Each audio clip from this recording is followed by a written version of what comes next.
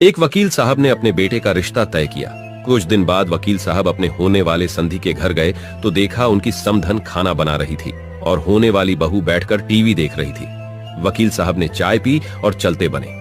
एक महीने बाद वकील साहब समधी जी के घर फिर गए और वहां देखा समधन जी झाड़ू लगा रही थी और होने वाली बहू सो रही थी। वकील साहब ने खाना खाया और चलते बने।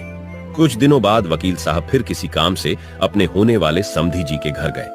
वहां जाकर देखा समधन जी बर्तन साफ कर रही थी और होने वाली बहू खुद के हाथों में नेल पेंट लगा रही थी। वकील साहब ने घर आकर बहुत सोचा और अपने समधी जी के घर खबर भिजवाई, हमें ये रिश्ता मंजूर नहीं है।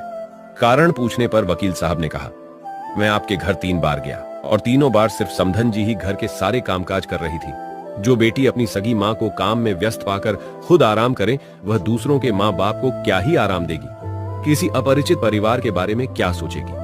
वृद्धा आश्रम